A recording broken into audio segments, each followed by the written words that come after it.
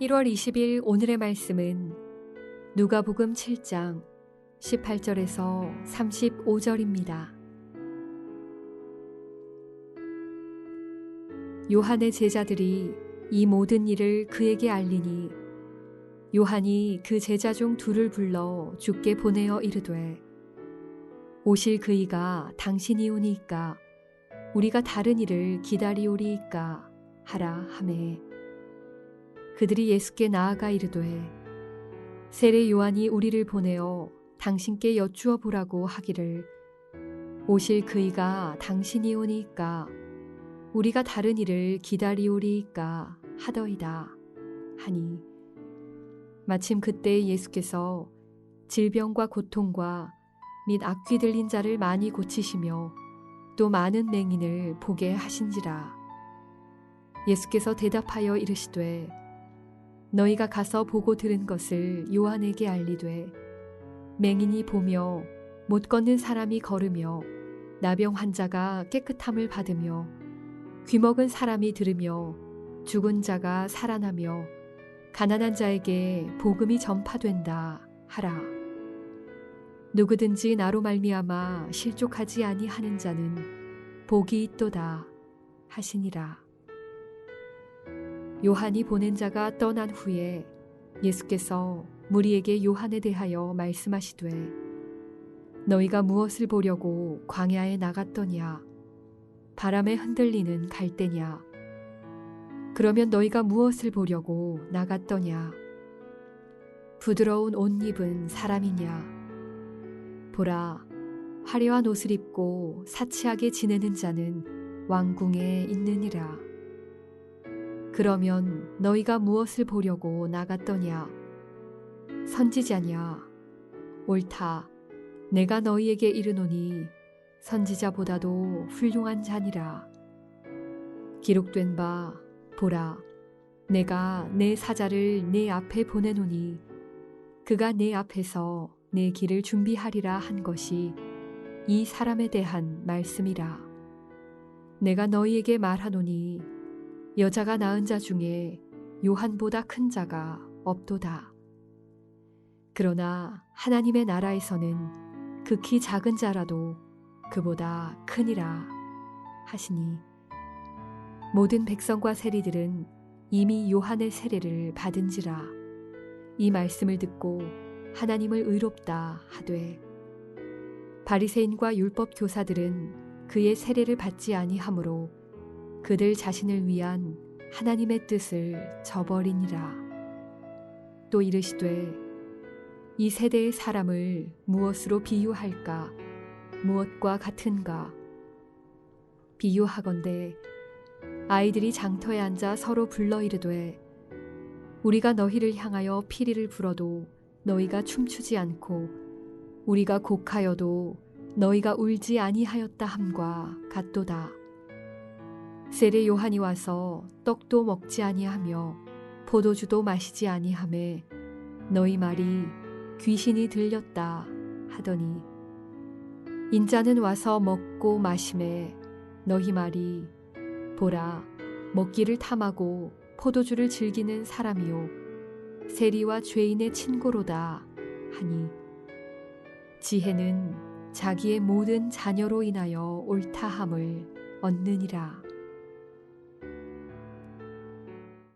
현실의 렌즈로 말씀을 보지 아니하고 말씀의 렌즈로 현실을 보아야 합니다. 그런 믿음의 승리를 이루시는 생애를 사시기를 축복합니다. 오늘 우리는 누가복음 7장 중간 부분에 대해서 읽었습니다. 오늘의 내용은 세례 요한의 의심과 그에 대한 예수님의 대답, 그리고 세례 요한에 대한 예수님의 칭찬과 평가의 내용입니다. 오늘 저는 이 본문 안에서 믿음이 흔들릴 때, 믿음의 의심이 생길 때 어떻게 해야 되는가 그것에 대해 묵상하고 싶습니다. 세례 요한은 구약의 마지막 선지자입니다. 예수님보다 6개월 전 구약 시대에 태어난 인물이죠. 그렇지만 그는 예수님의 칭찬 그대로 여자가 낳은 사람 중에 이보다 큰 사람이 없다고 말할 정도로 위대한 선지자였습니다. 그가 위대한 것은 그의 도덕성이나 영성 때문이라기보다는 예수님을 직접 보았고 직접적으로 손을 뻗어 가르쳤고 예수님의 머리를 물속에 담금으로 직접 세례를 베푼 사람이었기 때문입니다.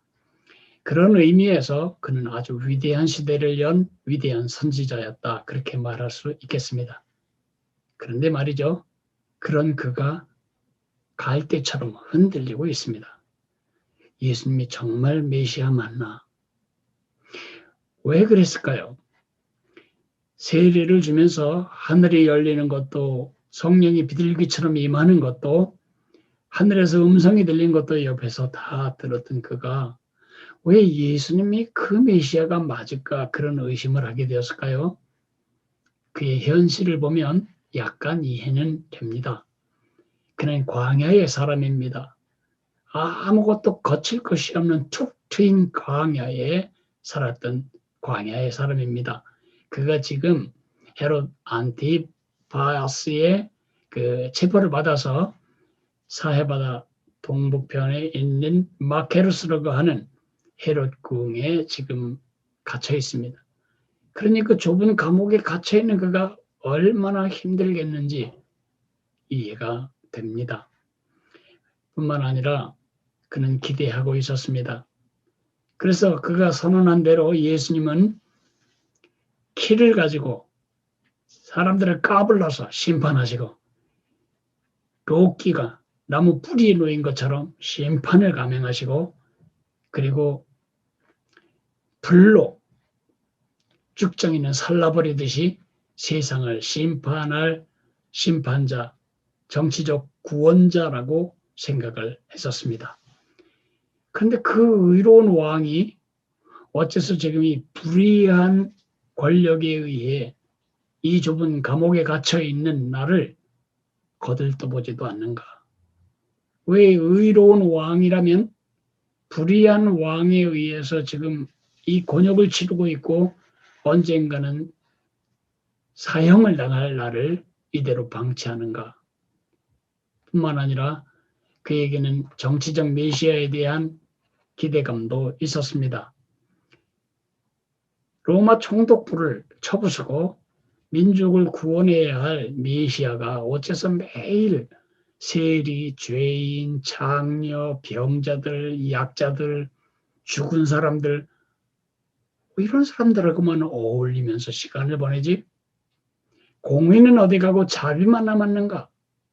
그는 의심에 빠진 것입니다. 세례 요한이 예수님을 의심하고 믿음이 흔들린 것은 매우 본인에게는 죄송한 말씀이지만 우리에게 큰 위로가 됩니다. 왜 위로가 되죠? 첫째로는 우리가 늘 자주 흔들리니까요. 우리가 자주 의심을 하니까요. 우리가 흔들리는 이유도 비슷해요. 예수님이 정말 살아계실까? 예수님이 정말 날 사랑하시는 건 맞아? 예수님이 내 안에 계신 건 맞아? 설교를 듣는 것처럼 예수님이 정말 나와 함께 계시다면 이 현실이 이렇게 어려울 수가 있나? 어렵고 힘든 삶의 형편을 만날 때마다 우리는 의심에 빠질 수 있습니다. 열심히 기도했는데 오랫동안 기도했는데 응답이 없이 일이 종료될 때 우리는 또 의심에 시달리게 됩니다. 내가 원하는 것을 내가 원하는 방식으로 내가 원하는 때에 얻지 못할 때 또 우리는 예수님의 사랑에 대해 예수님의 능력에 대해 예수님의 개입에 대해 예수님의 주권에 대해 의심하게 됩니다. 믿음이 흔들린 이유는 결국 뭘까요? 현실이라고 하는 렌즈로 예수님을 보기 때문입니다. 현실을 렌즈로 삼아 하나님의 말씀을 보면 안 맞습니다. 예수님도 안 맞고 말씀도 안 맞습니다. 세례 요한의 흔들림이 우리에게 큰 위로가 되는 두 번째 이유는 그를 확신시키신 예수님의 치료 방법을 그분 때문에 우리가 알게 되었기 때문입니다. 예수님은 어떻게 도와주셨죠. 직접 보여주십니다. 21절에 보면 마침 세례 요한의 제자들이 예수님께 와서 그런 의심을 전달할 때 그때 마침 그때 예수께서 질병과 고통과 및 악귀에 들린 자를 많이 고치시며 또 많은 맹인을 보게 하셨다고 말하고 있습니다. 그리고는 말씀으로 확증을 주십니다. 22절에 예수님이 하신 말씀은 이사야서 61장 1절에서 2절입니다. 메시아가 와서 하실 일에 대한 이사야의 예언을 인용하신 겁니다. 너희가 가서 보고 들은 것을 요한에게 말하되 맹인이 보며 못 걷는 사람이 걸으며 나병 환자가 깨끗함을 받으며 귀 목은 사람이 들으며 죽은 자가 살아나며 가난한 자에게 복음이 전파된다 하라. 결국 세례 요한의 의심은 어떻게 극복될까요? 현실의 렌즈로 예수님을 보거나 말씀을 보면 헷갈립니다. 말씀과 예수님의 렌즈로 현실을 볼 때 우리는 다시 믿음을 회복할 수 있습니다. 이것이 우리에게 큰 도움이 됩니다. 믿음이 흔들릴 때 어떻게 해야 되냐? 현재 형편을 묵상하지 말고 예수님이 내게 행하신 일들을 묵상하는 것입니다. 나를 만들어주신 일, 나를 구원하기 위해 십자가를 지신 일, 그리고 나를 지금까지 인도하신 일. 예수님 상관없는 일이 단 한 가지도 없어요. 예수님이 누구시죠? 온 천지 만물을 지으시고 만물이 그에 의하여 창조되고 그를 위하여 창조되고 만물이 그 안에서 유지되는 왕 중의 왕, 주 중의 주이십니다. 내 심장이 뛰는 것, 내 호흡이 연장되는 것, 나의 생명, 나의 삶, 단 한 가지도 예수님과 분리된 것은 없습니다. 모든 것이 예수님께 연결되어 있습니다. 그러므로 삶이 어려울 때 예수님이 날 사랑해 주신 건 뭔가 생각나지 않을 때 예수님이 진짜 함께 하시는 것이 의심이 들 때 지금까지 살아온 삶을 다시 반추하며 주님의 흔적들, 주님이 날 위해 해주신 일들을 묵상하고 살피는 것입니다. 두 번째는 말씀의 약속과 증언을 붙드는 것입니다. 예수님이 약속하셨습니다. 내가 세상 끝날까지 너와 항상 함께 있으리라. 히브리서 13장 5절에 말씀하십니다. 내가 결코 너희를 버리지 아니하고 너희를 떠나지 아니하리라. 예수님이 직접 하신 약속입니다. 이 약속을 근거로 현실을 보아야지 현실로 주님이 나를 떠나신 건 아닐까? 주님이 나와 함께 하지 않는 건 아닐까? 그렇게 의심하지 말아야 된다는 것입니다. 오늘의 암구호는 내 현실의 렌즈로 말씀을 보지 말고 말씀의 렌즈로 현실을 보라. 여러분, 이런저런 곤란과 환난과 역경 속에서 정말 예수님이 나를 사랑하시는 것에 대해서 함께 하시는 것에 대해서 믿음이 흔들리기 시작할 때 이 말씀을 기억하십시오. 세례 요한도 그랬습니다. 말씀의 렌즈로 현실을 보는 것입니다. 예수님을 렌즈 삼아 내 현실을 보는 것입니다. 오늘 우리가 기도해야 할 제목, 우리 자녀들과 우리 이웃들을 위해 기도해 줘야 할 제목은 말씀의 렌즈로 현실을 볼 줄 아는 믿음을 달라고 기도해 줘야 할 것입니다. 기도하겠습니다. 사랑하시는 주님, 예수님을 직접 보았고 직접 가르쳤고 직접 세례를 주었던 세례 요한이 예수님이 메시아가 맞은가 이런 의심에 휘둘리는 것을 볼 때 미안하긴 하지만 굉장히 위로가 됩니다. 저희들이 자주 흔들리기 때문입니다. 그럴 때 예수님이 그를 비난하지 않고 그를 평가하시며 그를 깎아내리지 않으셨습니다. 의심 때문에 그를 멸시하지 않으셨습니다. 오히려 예수님은 그의 행위와 그의 기적과 그리고 그에게 관한 구약의 말씀으로 세례 요한의 흔들리는 믿음을 붙들어 주었습니다. 우리가 스물스물 의심의 벌러지가 기어들어올 때 항상 말씀의 렌즈로, 예수님의 렌즈로 현실을 보므로써 의심을 내쫓는, 의심을 격파하는 그런 믿음으로 살아가도록 복을 주시기를 원합니다. 특별히 우리 다음 세대들, 특별히 사춘기를 통과하는 우리 어린 세대들이 믿음을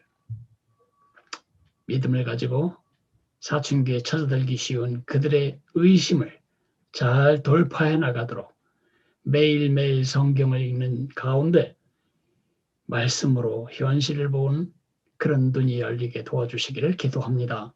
예수님 이름으로 기도했습니다. 아멘. 하늘에 계신 우리 아버지여, 이름이 거룩히 여김을 받으시오며 나라가 임하시오며 뜻이 하늘에서 이루어진 것 같이 땅에서도 이루어지리이다. 오늘 우리에게 일용할 양식을 주시옵고 우리가 우리에게 죄 지은 자를 사하여 준 것 같이 우리 죄를 사하여 주시옵고 우리를 시험에 들게 하지 마시옵고 다만 악에서 구하시옵소서. 나라와 권세와 영광이 아버지께 영원히 있사옵나이다. 아멘.